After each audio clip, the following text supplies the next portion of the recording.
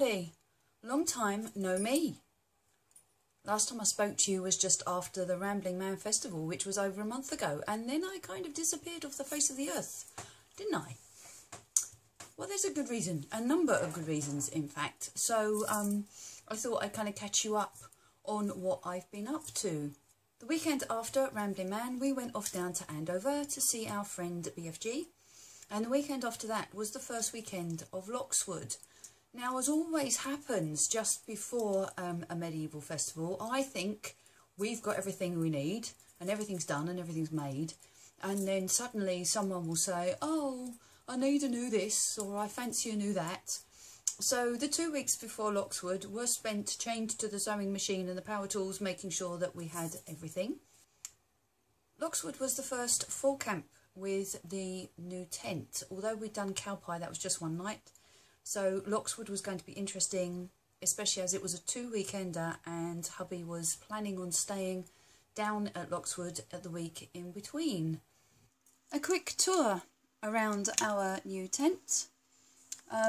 Since Cowpie I've added a canopy and a couple of nice hanging bits. You can see that the uprights are incredibly thick and they're very heavy.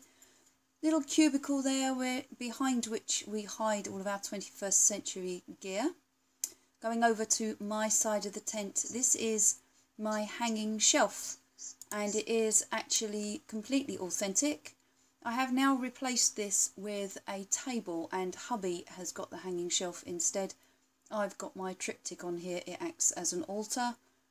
Underneath is my chest, you've seen that before. The little boxes on top. The one on the left has got my makeup in it and the one on my right has got my jewellery. My scruffy shoes, thoroughly authentic but not very pretty. I've got my bedside table because everybody needs one, with a citronella candle on it. You've seen the beds that I've made before. This one's ours, it's bigger. I've got 6 sheepskins that are all sewn together to make a bedspread. The sides of the tent are held up with these spindles and they make for a rather good loft. There we go, a close-up of the cubicle and hubby's chest. Round to hubby's side of the bed and tut-tut, his rucksack hanging out from behind it. Moving outside now, there's hubby and mine ironwork, all of our shiny sharp things. This is the dining area, which as you can see has been set dressed higher status. We've got the pewter goblets and the nice plate. There are furs on the benches. Moving into the cooking area, kitchen table at the back, the kitchen box to one side, and you can see the firebox there. We do all of our cooking on that.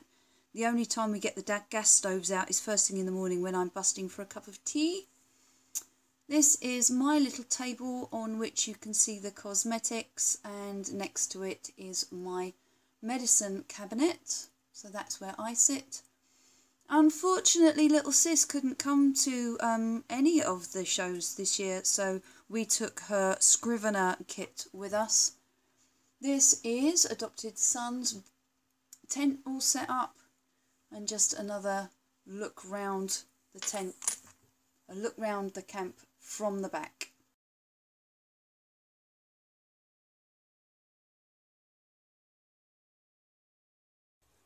As I said, the week in between the two Lockswoods, hubby stayed down in the camp. I, however, came home, and whilst I was working as usual in the morning, in the afternoons I was working in the house, helping our friend who was moving the bathroom round.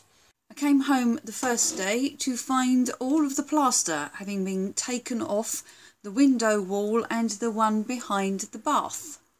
We then started ripping up the floor so that we could find the pipework in order to reroute it.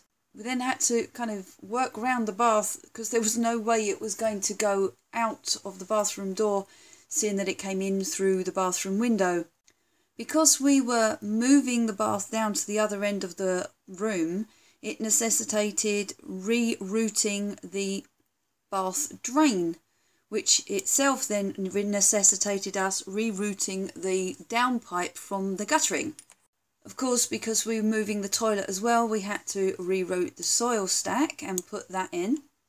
When we pulled the floor up underneath the bath, we discovered that there was a big hole in the kitchen ceiling, which may account for the fact that we have a suspended ceiling in the kitchen. It's hiding all kinds of horrors.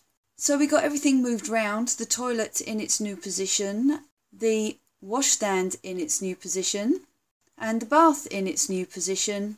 All of the floor had to come up because it was either rotten or riddled with woodworm, so it's all come up and has been completely replaced.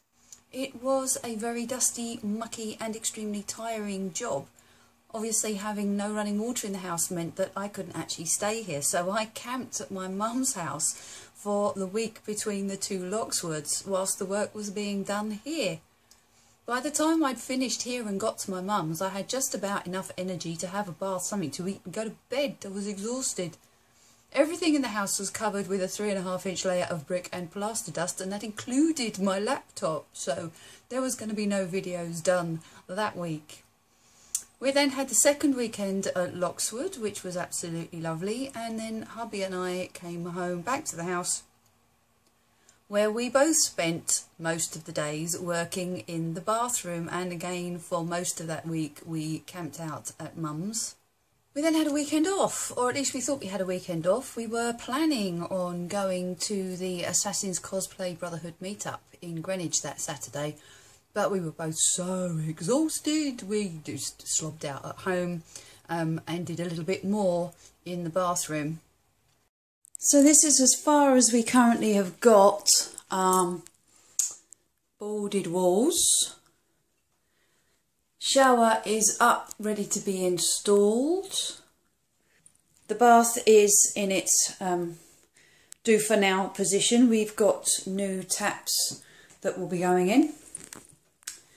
Toilet is now installed with our lovely original Victorian cast iron high level cistern. Hubby has now decided he would like a black pedestal, so before we put in the funky swan necks on the downpipe, we've got to get the new pedestal. Thanks, Han. As you can see, a little bit more boarding still to do. Finish these walls. The washstand is now in its position. It is fully functional and plumbed in. A little bit more boarding to do here. Finish off above the doorway, and then we can get it skimmed and do the tiling and the painting. As I'm sure you can imagine, there is dust everywhere, and I seem to spend most of my time cleaning, and I clean the dust off and I come back a day later and there's more dust that's settled. It's just in the air. So the house is still in uproar. There are bits of bathroom all over the place. We still have quite a lot to do. The following weekend, which was the last bank holiday weekend, was Herstmonceux. Again, we had the full camp out. A few different people managed to come to this one, which was nice. And we had a lovely time, as we always do, chatting to the public and generally being extremely silly. Here's our BFG in his guise of Thorir Janniksson, our Sergeant-at-Arms. Lovely Bunny in her role as Lady Katarina, artisan baker. Julie Bean as Lady Juliana, who does medieval dyeing using authentic medieval plant-based dyes. Our three boys, the Three Musketeers. We were missing D'Artagnan this weekend, unfortunately, and as you can see, take things seriously. So that's the end of our reenactment season, which means that everything has come home to be washed and dried and packed away, ready for next year. This week I have mostly been working on my car, as my tax had run out, has had the MOT. It then failed its MOT, so I had quite a bit of work to do on it to get it roadworthy. But now everything is done and I am ready to face reality again. Hair has been re-dyed and crimped. Nails still need painting, but hey ho, jewellery is back on and I'm back in the real world. I will have an unboxing video for you very soon, once this lot is edited and uploaded. I hope you've had a really good summer. I promise it won't be so long until the next time. But until then, Take care. Bye.